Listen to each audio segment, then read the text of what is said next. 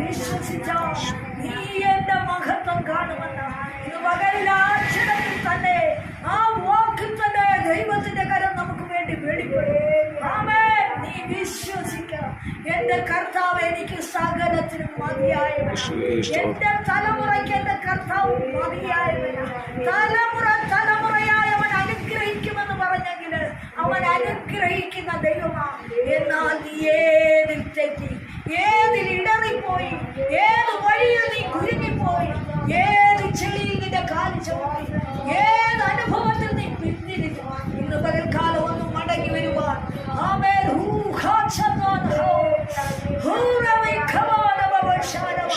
കർത്താവ് പറയുന്നു. ചതഞ്ഞ ഓട ഞാൻ ഓടിക്കത്തില്ല, ചതഞ്ഞ അനുഭവത്തിൽ നിന്നെ വീട്ടി കളയുന്നില്ല. അവൻ ഒടിച്ചു കളയുന്ന ദൈവമല്ല. നീ ഭയപ്പെടുന്നത് നിന്റെ കുടുംബത്തിൽ വരത്തില്ലെന്ന്. കാരണം നീ ദൈവത്തിന് പ്രോത്സാഹനം കൊടുക്കുന്നു. പലപ്പോഴും ചോദ്യമായി മഹാവ്യാധി നിന്റെ കുടുംബത്തിൽ കിടക്കുമ്പോൾ അവൻ പറയുന്നു, ചതഞ്ഞ ഓട ഞാൻ ഒടിച്ചു കളയത്തില്ല, പുകയുന്ന തിരിയെ ഞാൻ കെടുത്തി കളയത്തില്ല. നിന്നെ വിഷമിപ്പിക്കുന്ന സാഹചര്യത്തിൽ നിന്ന്, നിന്നെ വിഷമിപ്പിക്കുന്ന സമ്പന്ന വിഷയങ്ങളിൽ നിന്ന്, നിന്നെ വേദനിപ്പിക്കുന്ന ഭാരങ്ങളിൽ നിന്ന്, നിന്റെ അനുഭവത്തെ അടച്ചു കളയുന്ന ഞെരുക്കത്തിൽ നിന്ന്, നിന്നെ ശൂന്യമാക്കുന്ന അടഞ്ഞ വാതിൽ കണ്ട് നീ ഭാരപ്പെടുന്ന ദൈവം പറയുക, ഞാൻ നിനക്ക് മതിയായ ദൈവമാണ്. ഞാൻ നിന്നെ ഒടിച്ചു കളയത്തില്ല, ഞാൻ നിന്നെ ചതച്ചു കളയത്തില്ല. എന്നാൽ നിനക്കൊരു വിടുതലുണ്ട്. എവിടെയാണ്? അവനിൽ നീ ഉറയ്ക്ക. വീണ്ടും നീ അടിമതുവത്തിലേക്ക് പോകാതെ അവൻ സ്വാതന്ത്ര്യത്തിനായി നിന്നെ വിളിക്കുക. പിന്നെയും അടിമതുവത്തിൽ നീ കൊടുക്കാതെ, നിന്റെ ശാഠ്യ സ്വഭാവത്തിൽ നീ മുന്നോട്ട് പോകാതെ ദൈവത്തിന്റെ ഹിതത്തിനായി നീ ഒരുക്കപ്പെടുവാൻ കർത്താവ് നമ്മളെ വിളിച്ചുകൊണ്ടിരിക്കുക. സ്തോത്രം, സ്തോത്രം, സ്തോത്രം.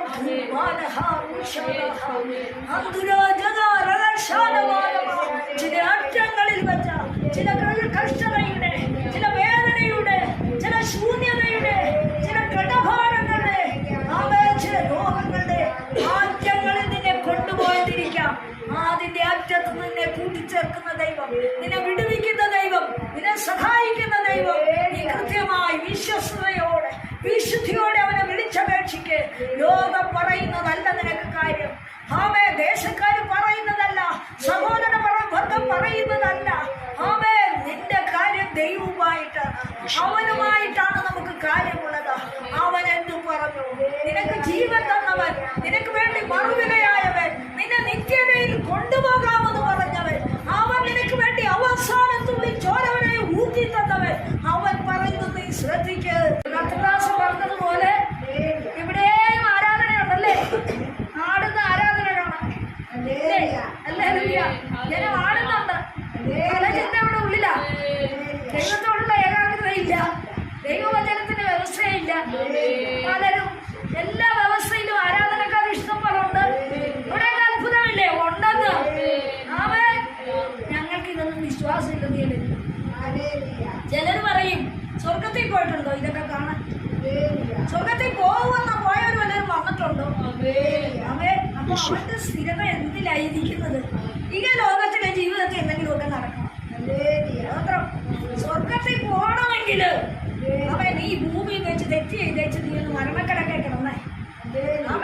അപ്പോൾ നിന്നെ കൊണ്ടു നടന്ന ശക്തി, നിന്റെ ആത്മാവിനോട് വാദിക്കുന്ന വാദം പൊതുജനം കാണും. പലവരും മരണക്കിടക്കയിൽ ഞാൻ പലർക്കും പ്രാർത്ഥിക്കാൻ പോയിട്ടുണ്ട്. ചിലര് പല്ല് കടിക്കുന്നു, ചിലര് കണ്ണു പിടിക്കുന്നു, സ്വതന്ത്രം, ചിലര് താക്കോല് പിടിക്കുന്നതും, ചിലര് ആട്ടിക്കളയുന്നതും, പല കാര്യങ്ങൾക്കിടക്കയില് പ്രാകൃതമായ അനുഭവത്തിൽ കണ്ടിട്ടുണ്ട്. എന്താ ഇവന്റെ അന്തരംഗത്തിലുള്ള ആത്മാവിന്റെ ആ പിടിവലി നടക്കുക, സ്വർഗം വാദിച്ചുകൊണ്ടിരിക്കുക കിടക്കയില്. എനിക്കൊക്കെ മരിച്ചാൽ ഇതൊന്നും കാണത്തില്ലല്ലോ, ഇതൊന്നും അറിയത്തില്ലല്ലോ. അല്ലെന്ന് ഇതൊക്കെ ഈ ഭൂമി ദൈവം പ്രദർശിപ്പിക്കും. നീ എന്തിനായി, ഏതിനായി, നീ എങ്ങനെയൊക്കെ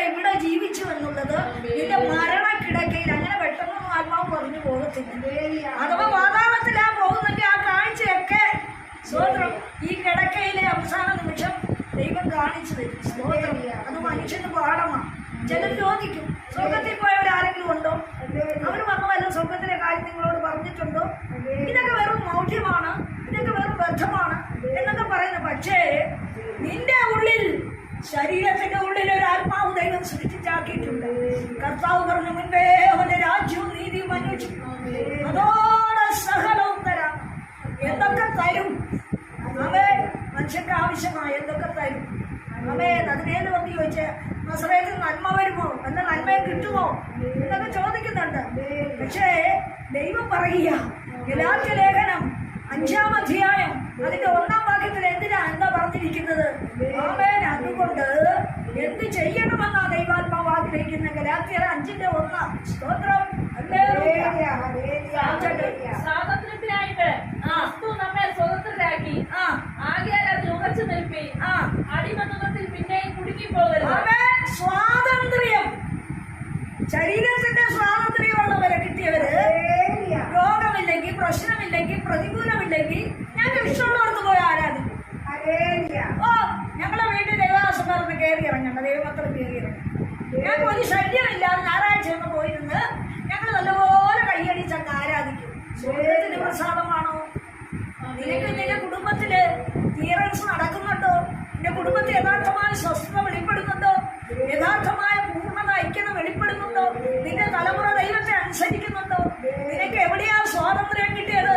ക്രിസ്തുവിന്റെ വചനത്തിൽ നിന്നെ, ആമേ, അതിൽ നിനക്ക് ഉറപ്പില്ല എങ്കിൽ, ആ ആശയം നിന്റെ ഉള്ളിൽ കൃത്യമായിട്ട് കയറുന്നില്ല എങ്കിൽ നിനക്ക് എങ്ങനെ ഉറയ്ക്കാൻ സാധിക്കും? നീ കാണുന്നതിനേക്ക് ആരാധിച്ചു പോകുന്ന വ്യക്തിയാ. നിന്റെ പാരമ്പര്യം നിന്നെ കൊണ്ടു നടക്കും, ഒരു ശല്യമില്ലാതെ. വലിയ പെരുവെള്ളം ഒഴുകുന്ന പോലെ, കലങ്ങി മറിഞ്ഞ് ഒഴുകുന്ന വലിയ കൂട്ടത്തിൽ പോയി നീ കൈയടിച്ചു പോരും. പക്ഷേ നിന്റെ ഉള്ളിൽ ആത്മാവിന് സ്വസ്ഥതയില്ല. എന്നാൽ ആത്മീയ സ്വസ്ഥത എവിടെയാ? അടിമനുഖത്തിൽ കുടുങ്ങാതെ. അടിമനുഖം എന്തിനാ കാണിക്കുന്നത്? സ്തോത്രം. സ്വന്തം ശാഠ്യം, സ്വന്തം ദുരഭിമാനം, സ്വന്തം ഇഷ്ടം, ആമേ, സ്വന്തമായ ആലോചന, സ്വന്തമായ അനുഭവം, ആമേ, ചില കാര്യങ്ങൾ നടത്തിയെടുക്കണമെന്നുള്ള ചിന്ത, ദൈവവചനം പുറകിലെറിഞ്ഞുകൊണ്ട് നിന്റെ ഇഷ്ടത്തിന് നീ ചലിക്കുന്നതാണ്, ആമേ, അടിമനുഖം. സ്തോത്രം. അപ്പോ ആത്മഫലമില്ലാതെ ദൈവസന്നിധിയിൽ പോയിരുന്നാൽ, ആമേ, സ്വാതന്ത്ര്യം അല്ലെങ്കിൽ സ്വാതന്ത്ര്യത്തോടെ ക്രിസ്തുവിനെ അനുസരിക്കാൻ പറ്റത്തില്ലെന്ന്, ആമേ, അടിമനുഖം കാണിക്കുന്നത് അനുസരണക്കേടിന്റെ ആത്മാവിൽ വ്യാപരിക്കുമ്പോഴാണ്.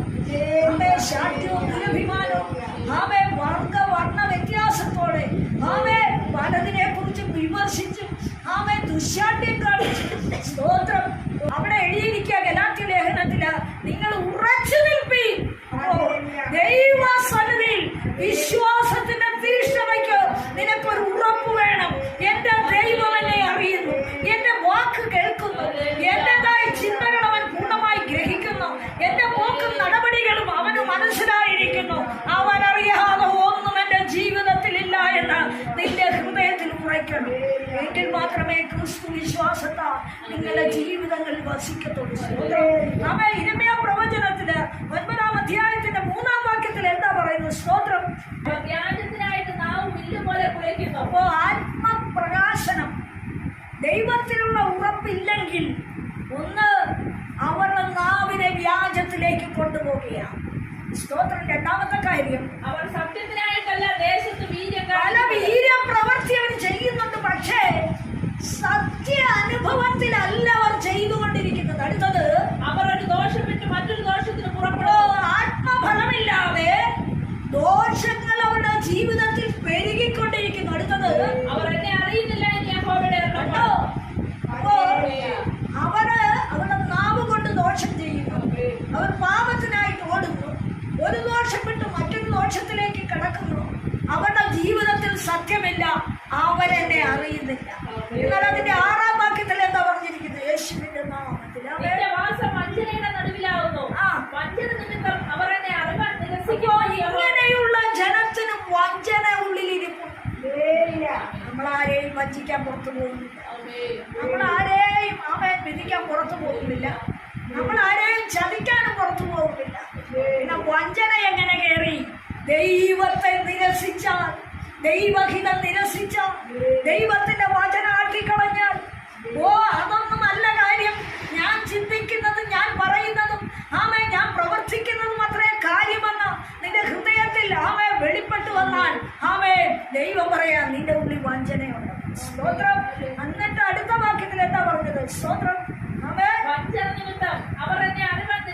എന്ന് ഞങ്ങൾക്ക് കർത്താവിനെ അറിയാം. യേശു ആണെന്നുള്ള സത്യമാ, യേശു മരിച്ചെന്നുള്ള സത്യമാ, യേശു ഉയർത്തത് ശരിയാ. പക്ഷേ ഞങ്ങൾക്ക് കർത്താവിനെ അറിയാൻ പറ്റുന്നില്ല. അവന് കർത്താവിനെ അറിയുന്നില്ല. കാര്യമെന്ന ഇവരുടെ ഉള്ളു മുഴുവൻ നീരസമാണ്. മാത്രമല്ല ഇവരുടെ ഉള്ളു മുഴുവൻ ശാന്തി നിറഞ്ഞിരിക്കുക.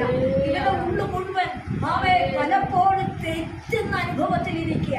ദൈവവചനത്തെ ഓട്ടിക്കളയുന്ന അനുഭവം, ദൈവവചനത്തെ തള്ളിക്കളയുന്ന അനുഭവം, ദൈവത്തിന്റെ വിശുദ്ധിയോട് അടുക്കാത്ത അനുഭവം, ദൈവഹിതത്തിനായ ഒരു കാത്തിരിപ്പിന് ക്ഷമയില്ലാതെ മാറിപ്പോകുന്ന ദൈവസന് ഉറപ്പില്ലാത്തൊരു ഹൃദയത്തോടെ ഞങ്ങളുടെ ഇഷ്ടത്തിന് ഞങ്ങൾ പോകുമെന്ന ഇവർ ദുശാഠ്യം കാണിക്കുമ്പോൾ പ്രവാചകൻ പറയുക, ഇസ്രായേൽ ജനം ദുശാഠ്യമുള്ള പശുക്കിടാവാകയാൽ ഞാൻ അവരെ വിശാല സ്ഥലത്ത് മേയിക്കുമോ?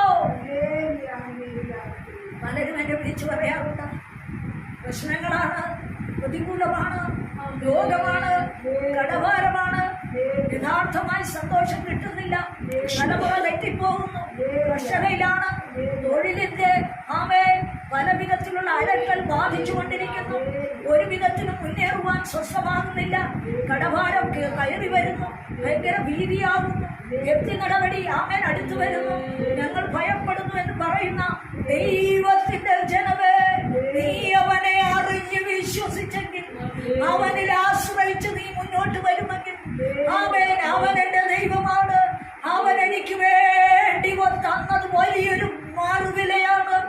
ആഴമായ ചേറ്റിൽ നിന്ന്, കുഴഞ്ഞ ചെളിയിൽ നിന്ന് അവൻ എന്നെ കോരിയെടുത്ത് പറയാവുന്ന ക്രിസ്തുവിൽ എന്നെ ഉറപ്പിച്ച് നിർത്തിയെങ്കിൽ, അവൻ എനിക്ക് വേണ്ടി ചെയ്ത ത്യാഗത്തിന് ഞാൻ ഒന്നും മറുവിലയായിട്ടില്ല. ഈ ഭൂതലത്തിൽ പാർക്കേണ്ടതിന്, സുഖ സൗകര്യങ്ങൾ ഒരുക്കേണ്ടതിന് ഞാൻ എന്നെ കൊടുത്തു. എന്നാൽ കർത്താവേ, ഞാനിത് മടങ്ങി വരിക. എന്റെ ചെയ്തി, എന്റെ പ്രവൃത്തി, എന്റെ ചിന്തയില് ഞാൻ തെറ്റിപ്പോയിട്ടുണ്ട്. എന്റെ ഹൃദയം ദുശാഠ്യം കൊണ്ടിട്ടുണ്ട്. എന്റെ ഹൃദയം അനുസരണക്കേട് കാണിച്ചിട്ടുണ്ട്. കർത്താവേ, എനിക്ക് നിന്റെ ഹിതത്തിൽ ഉറച്ചു നിൽക്കാൻ സാധിച്ചിട്ടില്ല. ഒരനുതാപ ഹൃദയം നിന്റെ ഉള്ളിൽ വെളിപ്പെടട്ടെ. ദൈവത്തെ അവരറിഞ്ഞിട്ടില്ലെന്ന്. എന്നിട്ട് അതിന്റെ 9-ാം വാക്യത്തില് ഇരമ്യാ പ്രവചനം 9-ന്റെ 9-ാം എന്താ പറഞ്ഞിരിക്കുന്നത്? സ്തോത്രം. ഇവ നിമിത്തം ഞാൻ അവരെ സന്ദർശിക്കാതെ ഇരിക്കുമോ? ഇങ്ങനെയുള്ള ജാതിയോട് ഞാൻ പകരം ചെയ്യാതെ ഇരിക്കുമോ എന്ന് യഹോവയുടെ അരുളപ്പാട്. അടുത്തത്, പർവ്വതങ്ങളെ കുറിച്ച് ഞാൻ കരച്ചിലും വിലാപവും, മരുഭൂമിയിലെ മേച്ചിൽപ്പുറങ്ങളെ കുറിച്ച് പ്രലാപവും. സ്തോത്രം. ദൈവത്തെ വിട്ടു നടക്കുന്നവരെ, ദൈവഹിതം അനുസരിക്കാത്തവരെ, ദൈവവചനത്തിന്റെ വ്യവസ്ഥയെ ആട്ടിക്കളയുന്നവരെ, ഒരു ദൈവവും ഇല്ല എന്ന് ചിന്തിക്കുന്നവരെ ദൈവം സന്ദർശിക്കാതെ ഇരിക്കുമോ? നേരത്തെ പറഞ്ഞല്ലോ, കുഴഞ്ഞ ചേട്ടിലേക്ക് പോകുന്നത് പന്നി എന്ന് ദൈവദാസൻ പറഞ്ഞിവിടെ കേട്ടല്ലോ. എന്താ അതിനതാ സന്തോഷം. ആ ചെളിയിലാകുമ്പോൾ ആരും അതിനോട് അടുക്കുന്നില്ല. ആ ചെളിയിലാകുമ്പോൾ കുളിച്ചു വാ എന്നാരും പറയുന്നില്ല. സ്തോത്രം. അതിന് ഇഷ്ടമുള്ളതുപോലെ അവിടെ കിടന്ന് കുളയ്ക്കാം. ഇതുപോലെ ലോക ജനതയില് ദൈവത്തിന്റെ വചനത്തിനൊത്ത് വിശുദ്ധി പ്രാപിക്കാതെ സ്വന്തം ഹിതം സ്ഥാപിച്ച് ഈഹലോകത്തിന്റെ ഐശ്വര്യത്തിനായി നീ ഓടുമ്പോൾ ദൈവം പറയുക, നീ ഒന്ന് മടങ്ങി വന്ന് എന്റെ വചനത്തിലൊന്ന് ഉറച്ച, നീ എന്റെ ഹിതം ചെയ്ത് എനിക്കാരെന്ന് കാത്തുനിന്നാൽ, എന്റെ ഇഷ്ടത്തിന് നിന്റെ മനസ്സൊന്ന് ചായിച്ചാൽ, ഞാൻ ഈ ലോകത്തിൽ നിന്നെ ഉയർത്താം, ഞാൻ ഈ ലോകത്തിൽ വെച്ച് നിന്നെ അനുഗ്രഹിക്കാം. മാത്രമല്ല നിന്റെ ആത്മാവിനൊരു നിത്യത. അതിനു വേണ്ടി മുൻപേ അവന്റെ രാജ്യവും നീതിയും അന്വേഷിപ്പി, അതോടെ സകലവും. ശിഷ്യന്മാർക്ക് അപ്പം കൊടുക്കുമ്പോൾ, അടയാളം കാണിക്കുമ്പോൾ ഒക്കെ അവർക്ക് സന്തോഷമായി. പക്ഷെ കർത്താവ് പത്രോസ് ഓടി വന്നു പറഞ്ഞു, കർത്താവേ, ഇവിടെ ഞാനൊരു സിംഹാസനം ഒരുക്കി തരാം, നീ ഇവിടെ ഒന്ന് ഇരുന്ന് കാണാനും. അതുപോലെ മരുമലയെ വെച്ച് അവൻ അങ്ങനെയൊക്കെ പറയുക. കർത്താവ് പറഞ്ഞ ഭാഷാട്ടാണ് എന്ന് പറഞ്ഞു. കാരണമല്ല, നീ വിഘടിക്കുന്ന ആത്മാവ് ഇഹലോകത്തിലെ ചിന്തയിൽ നീ ഓടുക. അതുകൊണ്ട് നീ ഞാനുമായിട്ട് കൂട്ടായ്മയില്ല. നിന്നിൽ വ്യാപരിക്കുന്ന ഇഹലോകത്തിലെ